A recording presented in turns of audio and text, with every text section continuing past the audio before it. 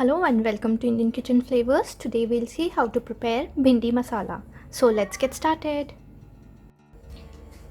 Here on medium flame I have a pan heating up. In this I'm going to add in some oil to shallow fry our bhindi.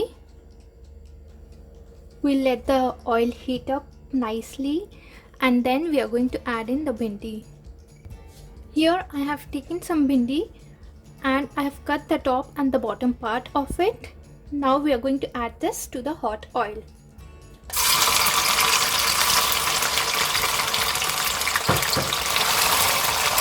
Now we will cook the bhindi on medium to high flame until the bhindi is like 90% done and it gets a nice crisp coating on top.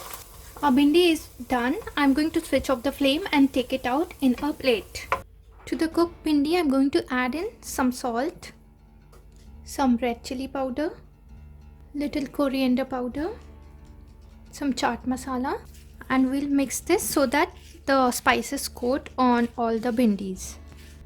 We will now keep this aside and let's prepare the gravy. Now here to prepare the gravy, I'm using the same pan which I used to fry my bhindi. The amount of oil in it looks fine to me. So I'll just wait for the oil to heat up and then we are going to add in our ingredients. Oil is hot now. To this I'm going to add half teaspoon of cumin seeds, 1 teaspoon of white sesame seeds. Now the seeds have changed color. To this I'm going to add in 1 big sized onion which is finely chopped. With this I'm going to add 1 tablespoon of ginger garlic paste. We'll mix everything well and cook until the onions become soft and the raw smell of ginger garlic goes. Onion has become soft now.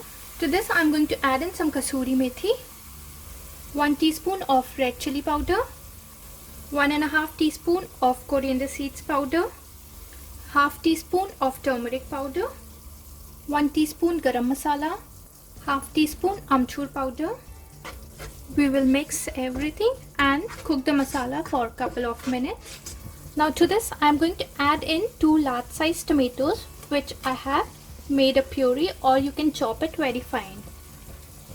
We will cook everything until our masala is fully cooked and the oil starts to separate. So now as you can see, the masala has cooked very well. Oil has started to float on the surface. That means our masala is fully done. To the cooked masala I am going to add in our bhindi that we have fried earlier. We'll mix it very well with the masala.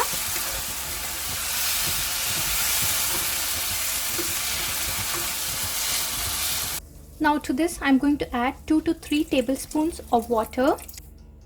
Next to this we are going to add in salt according to taste. Keep in mind that we have already added salt in our bhindi, so make sure you're not adding too much salt, just enough for the gravy. We'll also add some coriander leaves and then mix everything well and cook it for a couple of minutes. Now as you can see, the oil has started to float. Everything has been cooked properly. Time to switch off the flame. And I'm taking this out in the serving platter. Our bhindi masala is all ready to be served. You can serve this hot along with chapati or plain rice. So do try this out and share your feedbacks with me in the comment section below. If you like today's recipe, please don't forget to like, subscribe and share this video with your family and friends. Thank you for watching. I'll see you again with a new video. Till then, take care. Bye bye.